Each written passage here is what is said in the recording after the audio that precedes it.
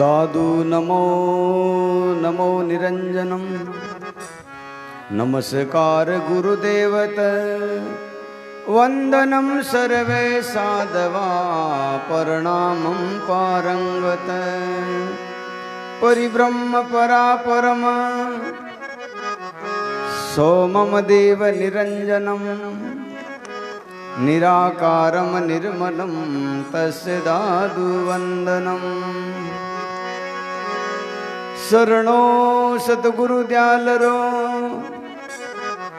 पकड़ रहो रे प्राण जन रजब लागे नहीं जमजालम रावण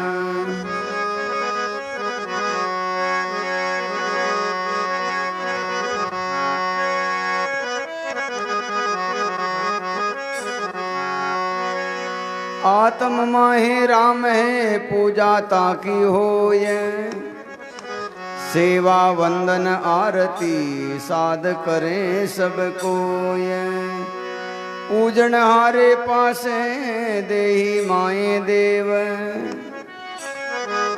दादू ताको छोड़ के बाहिर मांडी सेव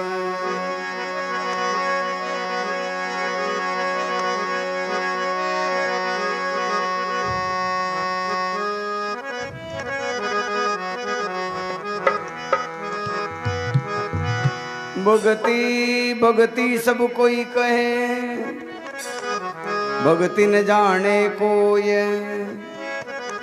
दादू भगति भगवंत की देह निरंतर हो जग अंधा नैन सूझे रे जग अंधा नैन सूझे रे जिन सिरे जे ताहिन बूझे जिन सिरे जे ताहिन बूझे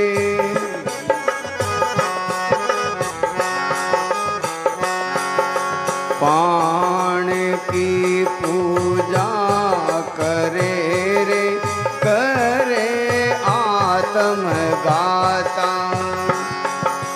पाण की पूजा करे रे करे आत्म गाता भाई रे करे आत्म गाता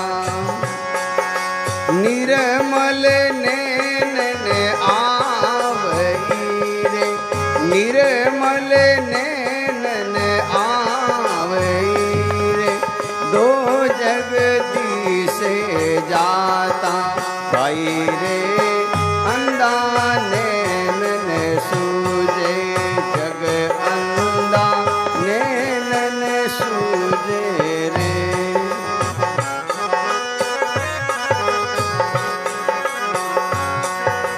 जिन सिरे जे ताहिन बूझे पूजे देवी देहाड़िया रे माँ मई माने रे पूजे देवी देहाड़िया रे माँ मई माने रे भाई माँ मई माने रे परगट देव निरंजना रे परगट देव निरंजना रे ताकी सेवन जाने जग अंधा नैन सूझे रे जग अंधा नैन सूझे रे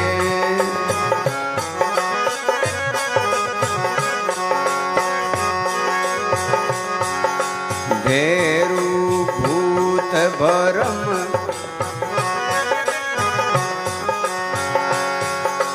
भेरू भूत सब भरम के पशु प्राणी दावे भेरू सब भरम के पशु प्राणी दावे भाई पशु प्राणी दावे सिरे जन हारा सबन कारे सिरे जन हारा सबन कारे ताको नहीं पावे जग अंधा नैनन सूझे रे जग अंधा नैनन सूझे रे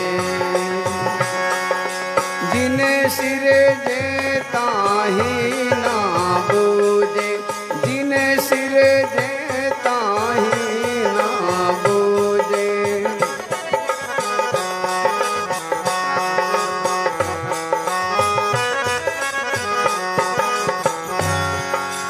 आप सवारत में नीरे काका नहीं कराए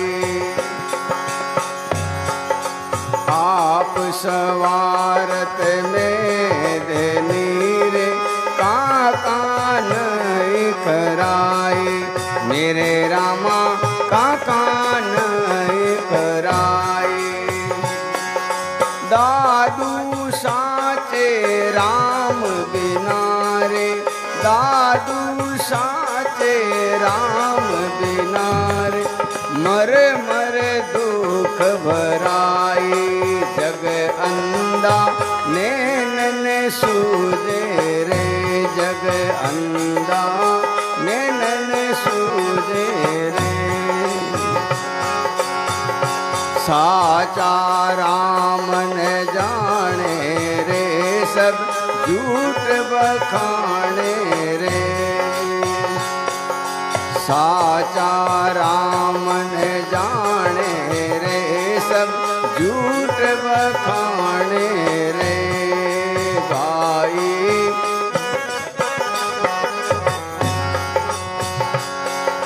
झूठे देवा झूठी सेवा झूठा करे पसारा झूठे देवा झूठी सेवा झूठा करे पसारा भाई झूठा करे पसारा झूठी पूजा झूठी पाती झूठी पूजा झूठी पाती झूठाई पूजन हारा भाई रे साचा राम न जाने भाई रे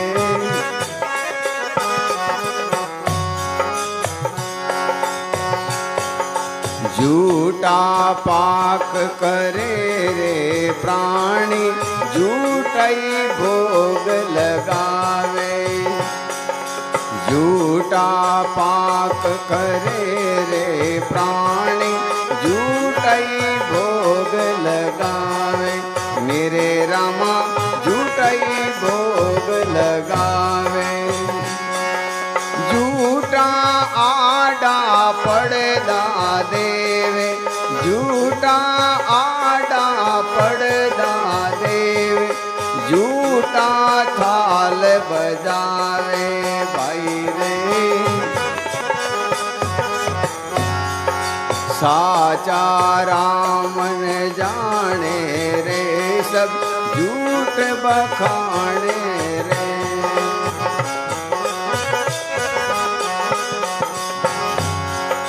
झूठे भक्ता झूठे श्रोता झूठी कथा सुनावे झूठे भक्ता झूठे सुरता झूठी कथा सुनावे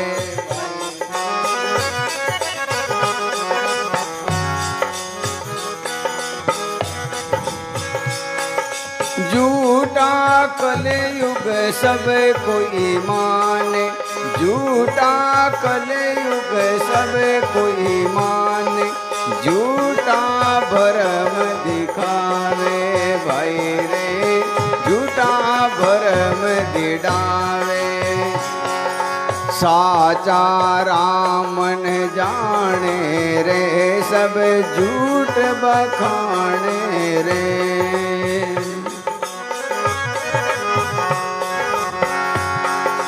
छावर जंगम छल थल मैयल, घट घट तेज समाना। छावर जंगम जल थल मैयल,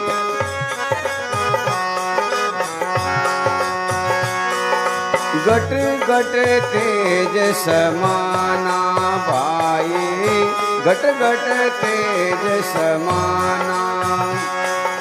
दादू आत्म राम हमारा, दादू आत्म राम हमारा।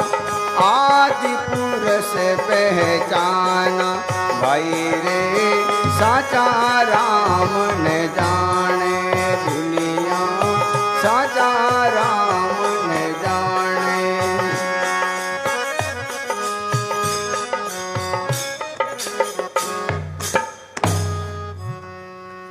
बोलो श्री स्वामी दादू दयाल महाराज की जय। श्री वाणी जी महाराज की जय। श्री हरि सिंह जी महाराज की जय। श्री केशवदास जी महाराज की जय। श्री मोहनदास जी महाराज की, श्री दयालदास जी महाराज की, श्री मनोहरदास जी महाराज की, श्री प्रेमदास जी महाराज की, श्री सुखरामदास जी महाराज की, श्री आतीराम जी महाराज की, श्री प्रभुदास जी महाराज की, श्री गंगादास जी महाराज की, श्री पीराराम जी महाराज की, श्री पोकरदास जी महाराज की, श्री रामदास जी महाराज की जय। श्री रामलाल जी महाराज की, श्री शीतलदास जी महाराज की, अनंत कोट सब संत महापुरुषों की जय। तो आज ये अपने सदगुरु की वाणी का जो है कस्तूरिया मृग, कस्तूरिया मृग एक ऐसा हिरण है जिसकी नाभि में कस्तूरी है, लेकिन बिना ज्ञान, बिना विवेक, बिना बोध, बिना विचार और बिना कोई जानकारी के उसको सुगंध तो आती है, लेकिन कहाँ से आती है ये मालूम नहीं है। इसीलिए वो पूरी जिंदगी जो है घास फूस ढूंढते ढूंढते मर जाता है और कुछ हाथ में नहीं आता। इसी प्रकार से संत महापुरुष फरमाते हैं कि सभी मानवों के अंदर वो परम सुख है, परम आनंद है, अनेक दिव्य शक्तियों का भंडार है, लेकिन उन शक्तियों से, इन दिव्य गुणों से अपने पूरे विस्तृत पराक्रम को जाने बिना ही ऐसे ही लोग जो है चले जाते हैं। तो आज ये वाणी जो है हमें यही बात बताती है कि हमें क्या करना चाहिए। हमें उस हिरण की तरह अपनी जिंदगी जो है बिना उस अथाग जो है भंडार को पाए बिना ही चले जाना है या ढूंढना है। जब वो हिरण जो है भाग दौड़ करके थक जाता है, फिर जो है वो बैठता है, तो उसका मुंह जैसे ही उसके नाभि की तरफ जाता है, उससे वहां से सुगंध आती है, तब वो तृप्त होता है। ऐसे ही संत महापुरुष कहते हैं मनुष्यों में भी कई कई लोग जो गुरुमुखी होते हैं, संसार की सारी विषय वासनाओं से भाग जाते हैं, हर तरफ से उनको धक्का मिलता है, हर तरफ से उनको दुख मिलता है, फिर हार कर सच्चे संतों की शरण में आते हैं, तब उनको जो है परम आनंद सुख मिलता है।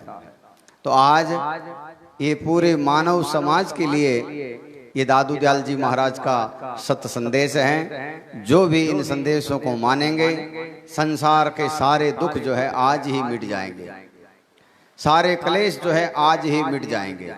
इसलिए संत महापुरुष फरमाते हैं कि वाणी जो होती है, संत जो होते हैं किसी एक संप्रदाय के नहीं होते, किसी एक जाति के नहीं होते, किसी एक वर्ण के नहीं होते, या किसी एक विशेष परिधि में नहीं बनते।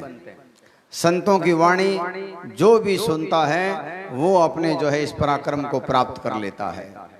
आज जैसे मैं हर बार कहता हूं कि किसी भी संत से मिलना हो, उनकी वाणी को पढ़ो, उनके सिद्धांत को पढ़ो, उनके विचारों को पढ़ो, वो हमें क्या देना चाहते थे उनकी वाणी के अंदर है।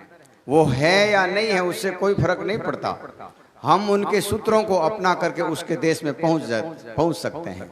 जैसे जिसने भी गणित बनाई है, गणित के सूत्र बनाए हैं, आज वो नहीं है, लाखों साल हो गए उनको गुजरे हुए, लेकिन आज भी जो गणित के स्टूडेंट हैं, विद्यार्थी हैं, उन सूत्रों के द्वारा सभी प्रश्न हल कर लेते हैं। उसी प्रकार से इन संतों की जो सिद्धांत है उसको अपना करके आदमी उस परम शाश्वत सत्य से मिल सकता है।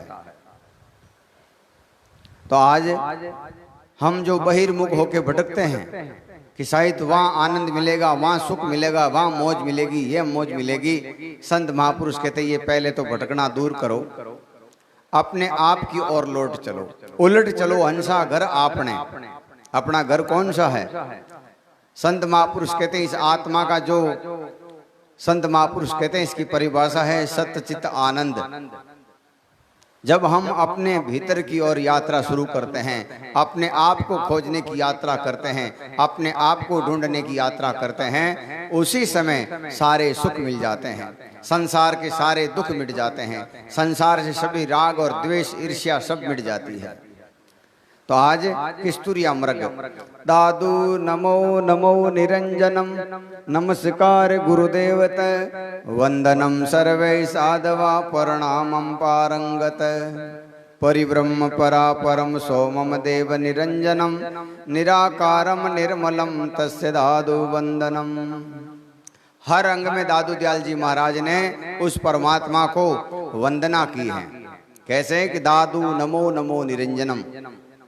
अब कई जो पढ़े लिखे नहीं हैं, अज्ञानी हैं या शास्त्रों की ओर नहीं गए हैं, आगे सुनी वैसे आगे कह दी। कई लोग कहते हैं निरंजन काल है, जबकि यहाँ जो निरंजनम का मतलब है अंजन कहते हैं माया को, और निरंजन कहते हैं माया से जो रहित है, निराकार है, निर्मलम है, किसी प्रकार की उसमें मल नहीं है, विक्षेप नहीं है, आवरण नहीं है, उस परमात्मा को हमारी वंदना है। उस परपुरुष परमात्मा को हमारी पूजा है, वंदना है, आराधना है। दादू घट किस्तूरी मृग के बरमत फिरे उदास अंतर्गति ना जाने नहीं ताते सूंघे घास। कहते हैं हिरण के नाभि में किस्तूरी है, लेकिन वो उस किस्तूरी से बिना मिले ही उसको सुगंध आती है तो घास फूस ढूंढता फिरता है और कुछ हाथ नहीं आता उसका, ऐसे ही जीवन बीत जाता है। हम लोग भी अपनी शक्तियों के बारे में नहीं जानते, अपने विस्तृत विराट रूप के बारे में नहीं जानते कि हम कितने अनमोल हैं। लोग सोचते हैं कि केवल हम 4-5 बच्चे पैदा करने या 20-25 लाख रुपया इकट्ठा करने या इधर उधर की लड़ाइयाँ करने या राग द्वेष करने के लिए आए हैं। नहीं, हमारा जन्म है उस परम शाश्वत सत्य से मिलने का, और वो गुरुदेव संत महापुरुषों की जब कृपा होती है और अपनी उनके प्रति अगाध प्रेम होता है, निश्चल प्रेम होता है, दृढ़ विश्वास होता है, तब जो है वो कृपा होती है। क्यों? रज्जब जी महाराज ने पहले बताया है सकल कर्म ताला भय जीव जड़ियाता माए रज्जब गुरु कूंची बिना कबू खुले नाए। कि बिना गुरु की कुंची के बिना हम अपने इन शरीरों से, इन कर्मों से जो है जूझ कर अपने उस विस्तृत विराट स्वरूप से नहीं मिल पाते। बीच में कई जो है पर्दे हैं, कई दरवाजे हैं, कई लोक लगे हुए हैं, और उन लोकों को, उन तालों को खोलने का एक ही उपाय है कि हम इन शब्दों के प्रति अगाध विश्वास करें, भरोसा करें, निश्चल प्रेम करें, निष्काम प्रेम करें और पतिव्रत भाव से प्रेम करें, तब हम अपने उस विस्तृत स्वरूप से जो है मिल सकते हैं। सब घट में गोविंद है संग रहे हरि पास किस्तूरी मृग में बसे शुंगत डोले घास। जैसे हिरण के नाभि में किस्तूरी हैं उसी प्रकार से संत महापुरुष कहते हैं सभी जीवों के अंदर परमात्मा है, लेकिन उस परमात्मा को जाने बिना मल विक्षेप आवरण के कारण वो संसार के सारे विषय वासनाओं को, कुकर्मों को, अधर्मों को, पाप को, पाखंड को, उन्हीं को जो है वो सच्चा मानता है और उसी को वो ज्ञान मानता है। संत महापुरुष कहते हैं ये सबसे बड़ा अज्ञान है जो बार बार जन्म और मरण का कारण बनता है, बार बार दुखों का कारण बनता है, वो ज्ञान नहीं हो सकता। दादू जीवन जाने राम को, राम जीव के पास, गुरु के शब्दों बाहिरा ताते फिरे उदास। कहते हैं परमात्मा जीवों के पास में है, जीव परमात्मा में है, लेकिन गुरु शब्दों में उनकी रुचि नहीं है, गुरु शब्दों में अगाध प्रेम नहीं है, विश्वास नहीं है, जिसके कारण उसको वो परम सुख नहीं मिलता, परम आनंद सुख नहीं मिलता और उसका जीवन ऐसे ही निकल जाता है। दादू जा कारण जग ढूंढिया सो तो गट ही माई, मैं ते पर्दा भरम का ताते जानत नाई। दादू जा कारण जग जी जिया, जिसलिए जिस कारण से हमारा परमात्मा ने ये मानव तन दिया है उस पद को हम भूल गए। जैसे कोई आदमी अपने गांव से माता पिता की हालत खराब होने के कारण, आर्थिक स्थिति ठीक नहीं होने के कारण वो विदेश में कमाने जाता है, दूसरे गांव दूसरे प्रदेश में कमाने जाता है और वहां जाकर के वो अपने गांव वाली स्थिति को भूल जाता है, गांव वाली जो परिस्थितियां हैं, वातावरण है, उसको भूल जाता है और वहां थोड़ा सा सुख मिला, उस सुख में सब कुछ जो है उसने भूल गया। तो संत महापुरुष कहते हैं ऐसे ही परमात्मा ने हमें यहाँ, ये भूमि जो है कर्म भूमि है, यहाँ सबको अपने अपने कर्म करने होते हैं, कोई अच्छे कर जाते हैं और कोई बुरे कर जाते हैं। तो संत महापुरुष कहते हैं हम सभी परमात्मा की कृपा से यहाँ आए हैं और हम सबका प्रथम कर्तव्य यही है हम अपने आप को जानें। जब हमें परमात्मा के ऊपर और अपने आप के ऊपर भरोसा हो जाएगा तो संसार में ऐसा कोई काम नहीं है जो अपना कोई रोक सके, ऐसा कोई शक्ति नहीं है जो अपने इस काम को जो है होने नहीं देगी। संत महापुरुष कहते हैं तेरा दृढ़ विश्वास और तेरी आस्था और तेरा जो भरोसा है वही जो है तुम्हें इस मार्ग में जो है प्रसिद्धि दे सकता है, सफलता दे सकता है। हम लोग आधे मन से सुमरण करते हैं, आधे मन से गुरु के पास में जाते हैं और आधे मन का जो है परमात्मा का विश्वास है कि भाई देखा नहीं, पता नहीं कैसा होगा, होगा कि नहीं होगा ये भी मालूम नहीं। तो संत महापुरुष कहते हैं ऐसे संशयों से जो भरे रहते हैं उनको कभी ज्ञान नहीं हो सकता, वो कभी भी जो है उस परम निधि के पास में नहीं जा सकते।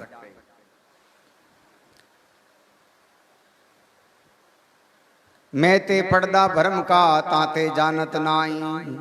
एक बार एक सेठ जी जो है खूब सारा धन माल कमाया उन्होंने, लेकिन उनका लड़का जो है गलत रास्ते पर लग गया, कुकर्म करने लग गया, अधर्म करने लग गया, पाप करने लग गया, गलत खान पान करने लग गया, चरित्रहीन हो गया, संस्कारहीन हो गया।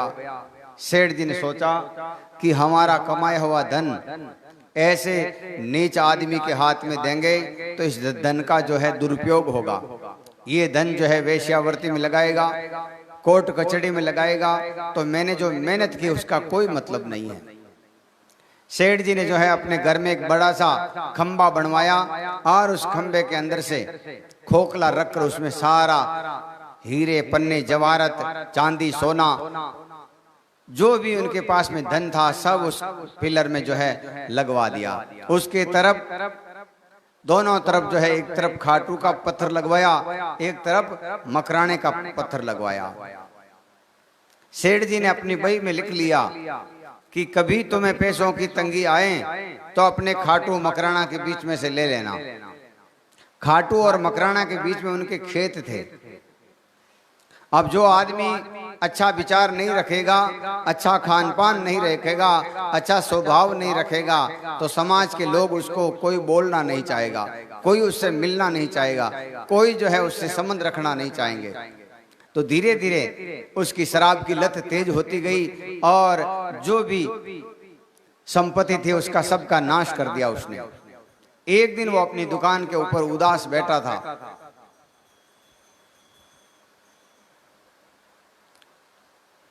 उदास बैठा था, उतने में कोई बाबा जी गंगादास जी महाराज जैसे, बाबा जी पीराराम जी महाराज जैसे अच्छे महापुरुष आए और उसको पूछा, भाई तुम्हारी उदासी का कारण क्या है?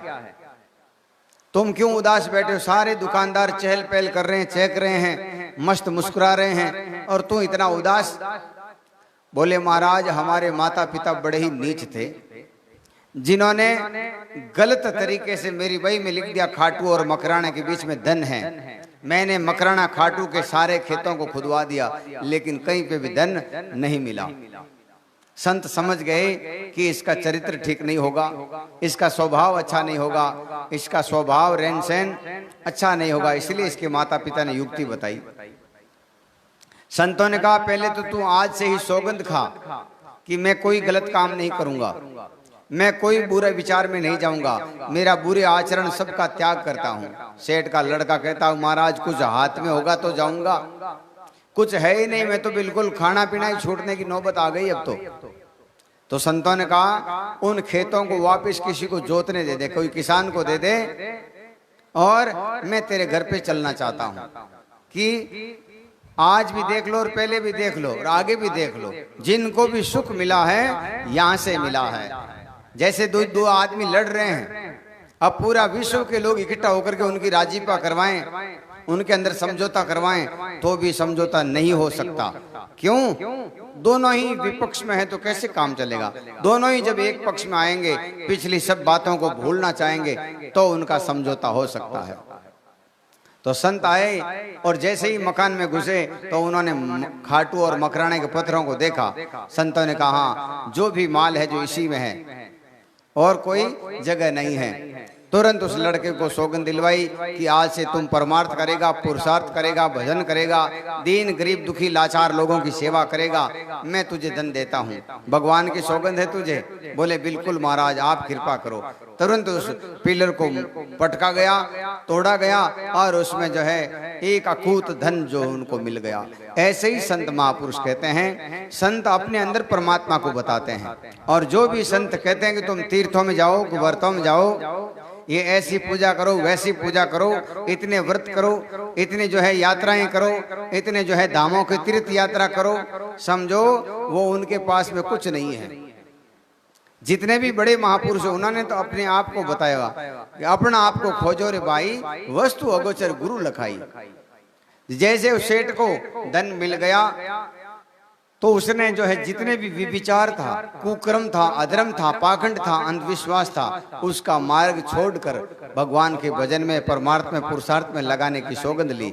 उसी प्रकार से संत महापुरुष कहते हैं जो व्यक्ति अपने इस तन को परमात्मा में, पुरुषार्थ में, भजन में, साधन में, संत सेवा में, गुरु सेवा में, सत्संग में और मानव समाज और जितने भी जीव जंतुओं की सेवा में लगाता है और निरंतर अपने आप को खोजता है, उन्हीं को ये सुख मिलता है, उन्हीं को ये आनंद मिलता है। हम लोग सोचते हैं भाई शास्त्र पढ़ लो, शायद ज्ञानी हो जाएंगे, अपना गुजारा चल जाएगा।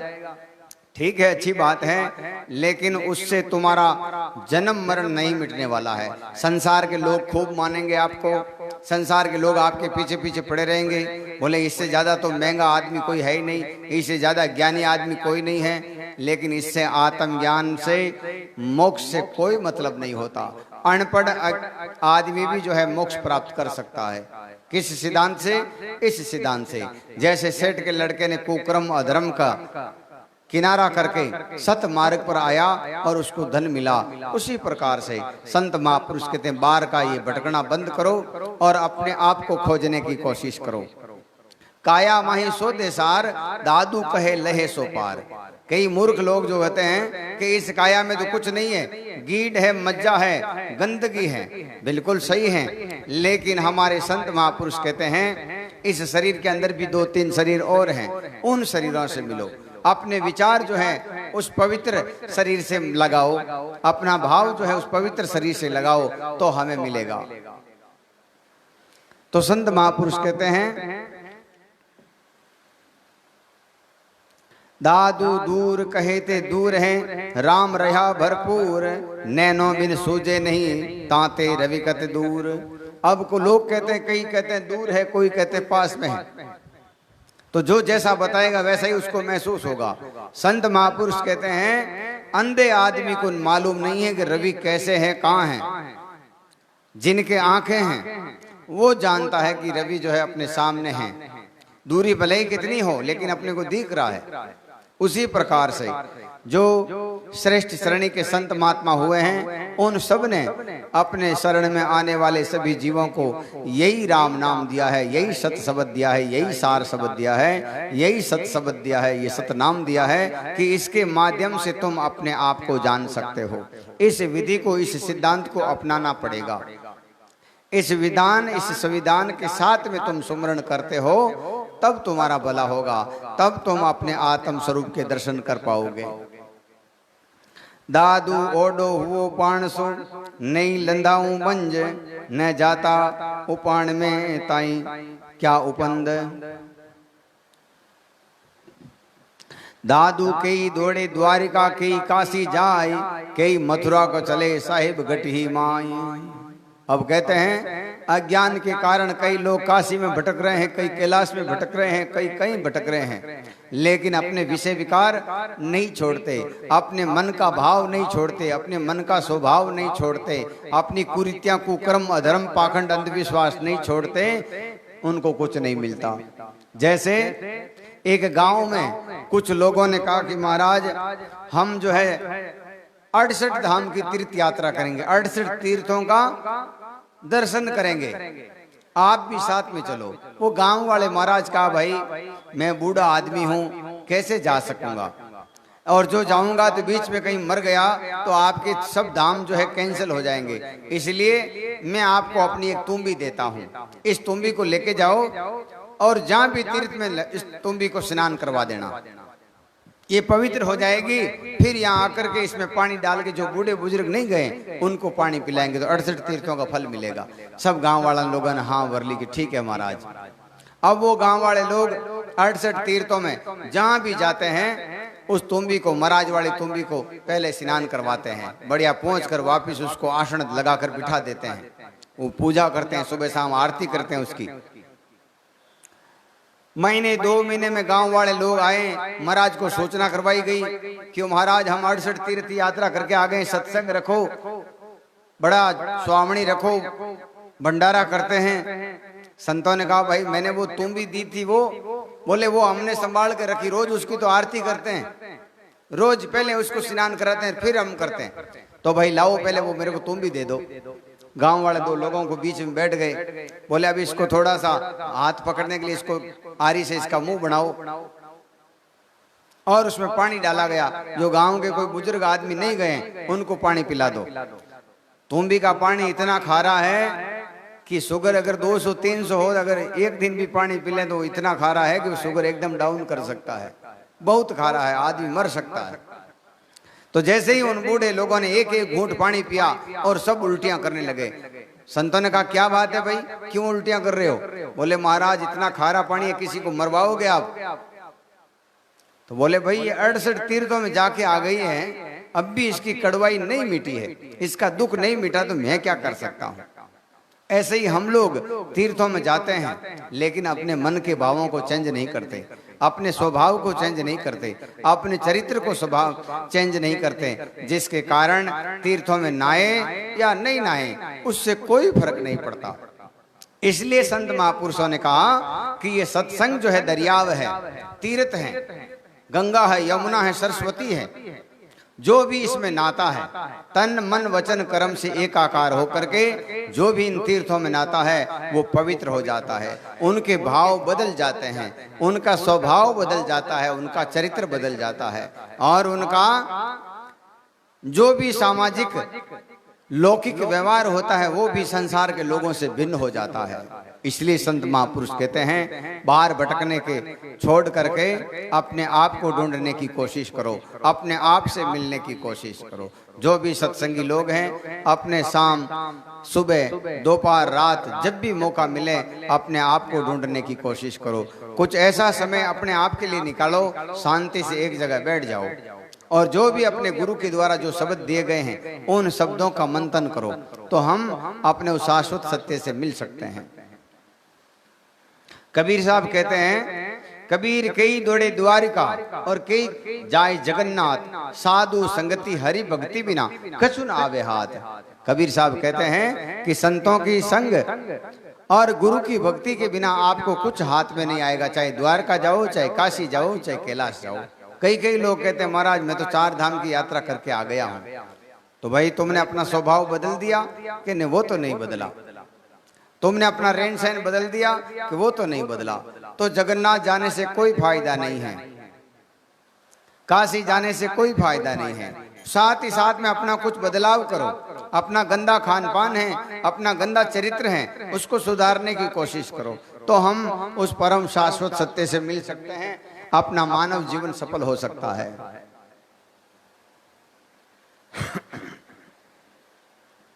दादू जड़ मत जीव जाने नहीं, परम स्वाद सुख जाय, चेतन समझे स्वाद सुख पीवे परम गाय। अब कहते हैं ये जीव जो है जड़ है। जड़ कैसे है कि इसमें जो चेतन सत्ता है उसका ये विचार नहीं करता, परमात्मा के परम सुख का ये जानता नहीं। ये केवल विषय और विकार प्रकृति के अनुसार जो चल रहा है उसी को सही मानता है। इसलिए इसका परम स्वाद परम आनंद जो है इसके हाथ से निकल रहा है। जैसे घर घर गट कोलू चले अमी मारस जाए, जैसे अपने घर में घाना लगा हुआ है तेल का और हम जो है मिलावटी बनावटी खोटा कहीं तेल बाजार से लेके आए तो अपने में अक्ल कहाँ है। ऐसे ही संत महापुरुष कहते हैं श्वास और श्वास का जो गट चलता है इसमें हमारी हर श्वास में अमृत भरा है, हर श्वास में आनंद है, लेकिन हम इन श्वासों की कोई कीमत नहीं करते हैं। हम इन श्वासों को कुकर्मों में, अधर्म में, पाखंड में, अंधविश्वास में और मैथुन में, नींद में, आलस में गंवा देते हैं। इसलिए संत महापुरुष कहते हैं चेतन जब हम हो जाएंगे, हम जग जाएंगे, किससे? इस अज्ञान अविद्या और अबोध से जग जाएंगे, तभी हमारे अंदर ज्ञान विवेक बोध विचार पैदा होगा और उसी से हम उस परम शाश्वत सत्य से मिल पाएंगे। सतराम। आओ घना दिनों आया हो।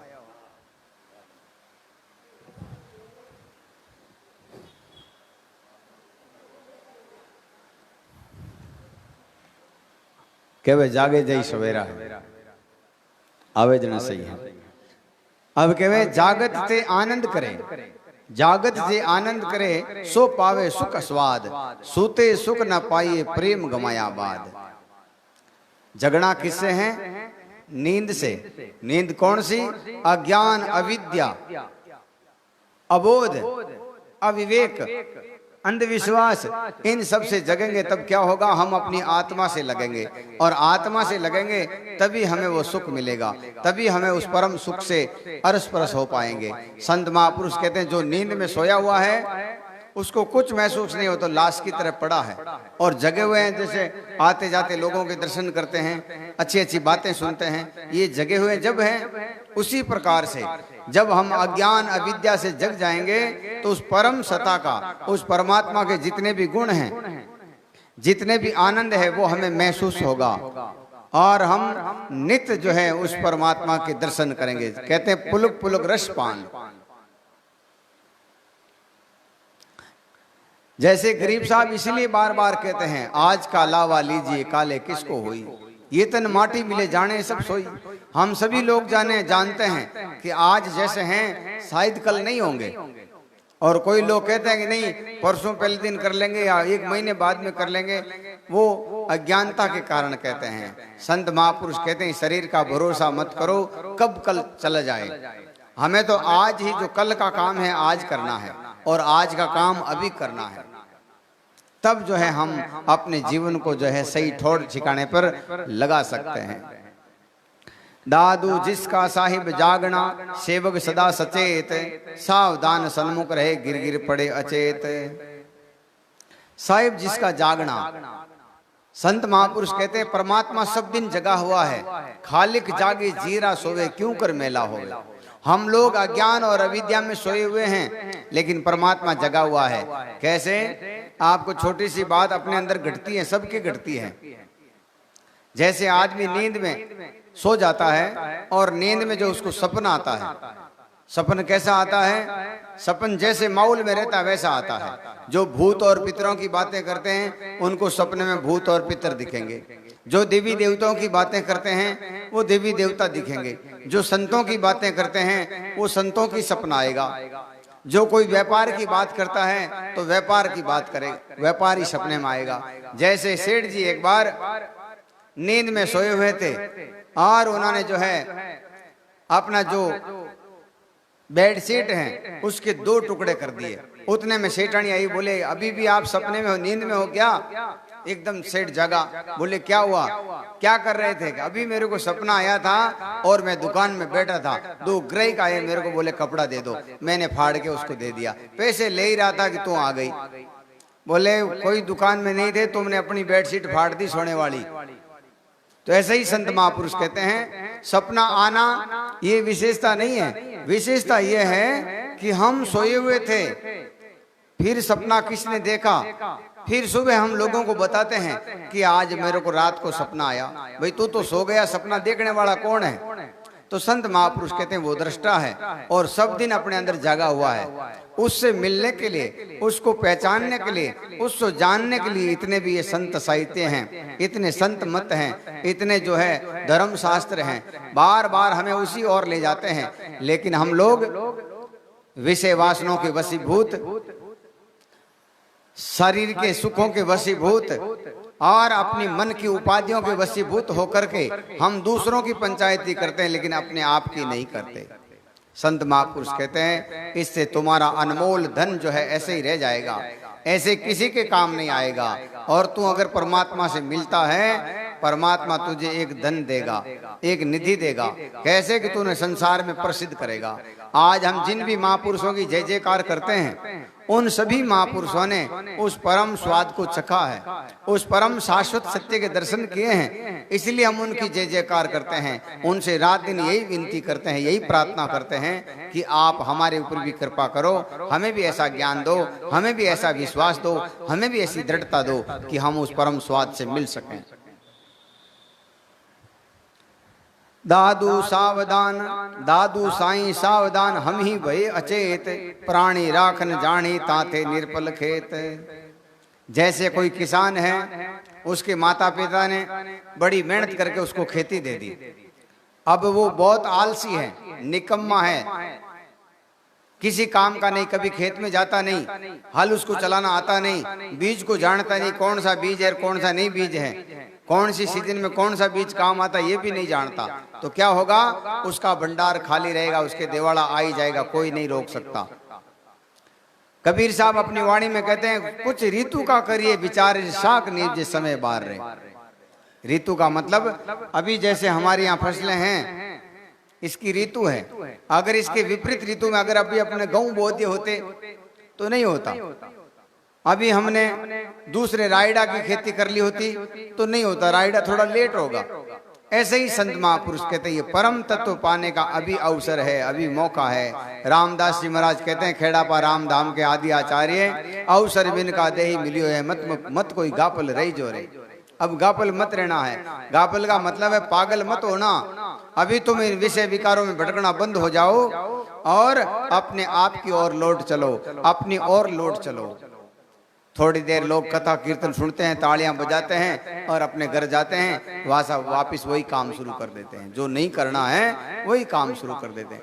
उन्हीं लोगों को दरियाव जी महाराज ने कहा है कि बक्ता होकर कथा सुनावे, श्रोता सुन कर जाई, ये ज्ञान ध्यान की सुधि नहीं पाई, कै सुन जन्म गमाई, दुनिया ब्रह्म बोल बोर आई। दुनिया है ब्रह्म में जो है भूल चुकी है और वो कभी इस सुख को प्राप्त नहीं कर सकेगी, कभी भी उस आत्म सुख का वो स्वाद नहीं ले पाएगी। इसलिए संत महापुरुष कहते हैं हमें ऐसा हिरण, पागल हिरण नहीं बनना है और अपने अंदर जो दिव्य रत्नों से, दिव्य गुणों से, दिव्य शक्तियों से ओतप्रोत वो परमात्मा है, उसका आत्म साक्षात्कार करना है, उससे अपने को मिलना है। और कल नहीं मिलना है, अभी मिलना है, आज से ही तैयारी करनी है। उसके लिए संत महापुरुष कहते हैं कि हमारे मन में जो भी संकल्प विकल्प होते हैं उन सब को नहीं करें। और वो कब नहीं होगा? जब हमारा प्रेम इन सदगुरु के शब्दों से होगा, सदगुरु से होगा, और परमात्मा को चाहने की, मिलने की चाह होगी, तब दूसरे विकार नहीं आएंगे, दूसरी बातें नहीं आएगा। कई लोग कहते हैं माला तो फेरा महाराज, लेकिन मन धारे को नहीं, मन दौड़ दौड़ के जा जाओ, दौड़ दौड़ के इनवास्ट जावे, थारो गुरु से प्रेम नहीं है, थारा गुरु से शब्दों से प्रेम नहीं है, परमात्मा का विश्वास नहीं है, जब ये मन जा रहा है। इसलिए मन जो दिख रहा है सच है, उसके सामने जा रहा है। तो संत महापुरुष के जो दिख रहा है वो तो मिटेगा, नाशवान है। माया का मतलब ही यही है, जो परिवर्तनशील है, बदलाव में है, बदलती रहती हैं, आज इसके पास में, कल इसके पास में, परसों उसके पास में। ऐसी चीज से क्या प्रेम करना? प्रेम तो परमात्मा से करो जो अजरावर है, हमारे साथ में है और हमेशा साथ में रहते हैं। दादू गोविंद के गुण बहुत हैं, कोई न जाने जीव, अपनी बूझी आप गति, जे कुछ किया पीव। अब कहते हैं परमात्मा के गुण अनंत हैं। सबसे पहले तो देखो कितना सुंदर रूप बनाया है। फिर गर्भवास में माता जो है कहाँ कहाँ बैठी है, कहाँ कहाँ उठी है, कहाँ कहाँ सोई है, फिर भी वहां अपनी रक्षा कर ली। लाखों में कोई एक आदि ही ऐसा केस होता होगा कि माँ के सोने की वजह से बच्चा मर गया अंदर पेट में, कभी नहीं होता, क्योंकि परमात्मा रक्षक है वहां। तो संत महापुरुष कहते हैं अब ऐसा क्या हो गया कि उसने अपनी रक्षा छोड़ दी है? बोले अब तेरे अंदर आपा आ गया है, अभिमान आ गया है, अहंकार आ गया है। जैसे छोटा बच्चा होता है, छोटो बच्चों का ही करे, कहीं मारी चामड़ी मतलब खून रख दे, कहीं आंखिया में आंगली गाले, कभी काना में गाले, कोई दादा दादी दादो ऊंचा हो तो मूछिया पकड़ लेवे, डाडी खींच लेवे, खून काट देवे, तो भी माँ बाप इनो दोष नहीं माने। माता पिता गुरु और परमात्मा कभी अपने शिष्यों को दोष नहीं मानते। जब कहे सेवक चूके 100 बार सदगुरु साहिब लेवे उबारा, सेवक रा अवगुण साहिब जाने और साहिब मन में नहीं गिलाने। माँ अगर बच्चे का एक भी दोस्त देख लेवे, दूसरे दिन वो मर जाएगा, दूसरे दिन उन्हें बोबो कौन देवे, दूसरे दिन इन्हें हार बाल कौन करे, उन शरीर की विष्ठा साफ कौन करे। तो ऐसे ही संत महापुरुष कहते हैं छोटा बच्चा कितनी बार माँ की खून निकाल देता है, आंख फोड़ देता है, कान में गुल डालता है, लेकिन माँ उसके दोषों को नहीं देखती। उसी प्रकार से परमात्मा भी अपने दोषों को नहीं देखता, गुरु भी अपने दोषों को नहीं देखता, और जो देखते हैं वो गुरु नहीं हो सकते हैं। लेकिन बड़े होने के बाद में वही बच्चा वही है, लेकिन उसकी अवस्था बदल गई है। बड़े होने के बाद में वो समझदार हो गए, फिर माता पिता की आज्ञा का भी उल्लंघन करेगा, थोड़ा सा सामने बोलेगा तो भी माता पिता को बहुत दुख होगा। क्यों दुख होगा? बोले अभी ये समझदार है, अभी ये ज्ञानी हो गया है।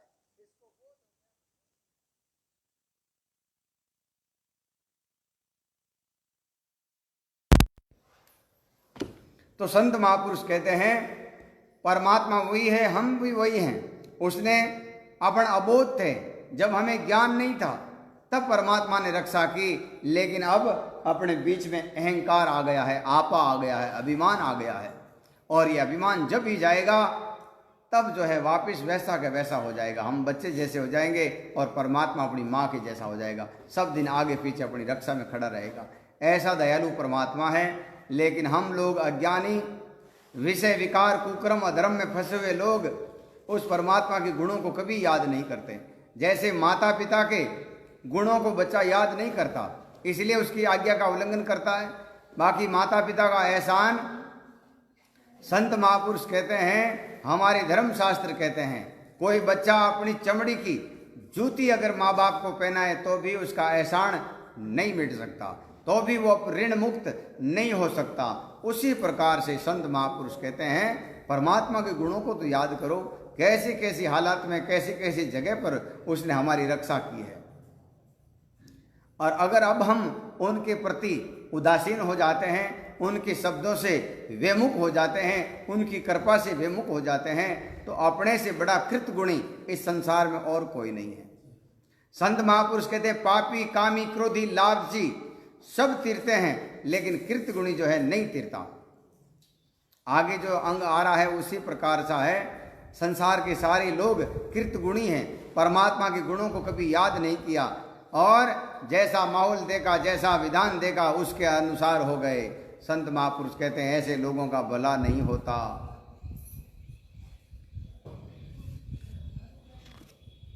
आगे जो अपना अंग है निंदा का अंग है। निंदा, संत महापुरुष कहते हैं निंदा कोई समझदार आदमी हो, भला आदमी हो, भला जानवर भी हो, उसकी भी निंदा नहीं करनी चाहिए।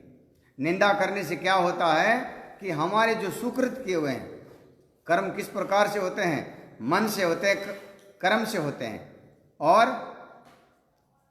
मन, वचन, कर्म से, 3 प्रकार से कर्म होते हैं। जो अपने मन से और तन से जो कर्म किए हैं वो कर्म नाश हो जाते हैं अपने।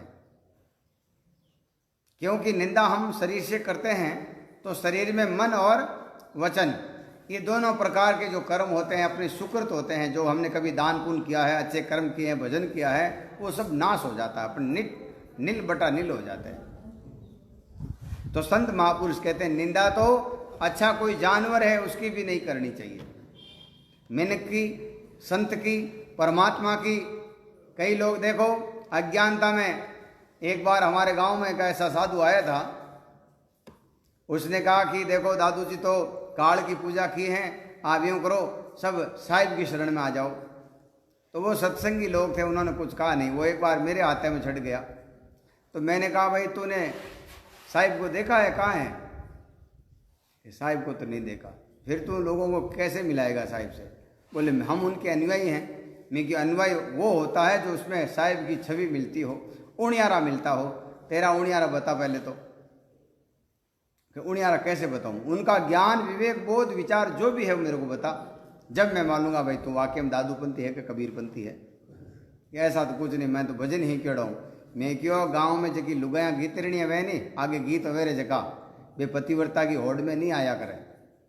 तू अभी तक खेली गीतारण है, गाने वाली है, और तेरे अंदर कुछ भी नहीं है, तेरा मोक्ष कभी नहीं होगा। तो अपने स्वार्थ के लिए भाई 2-4 चेला हो जाए तो कहीं 5-25 रुपया भत्ता हो जाए, इन वास्ते।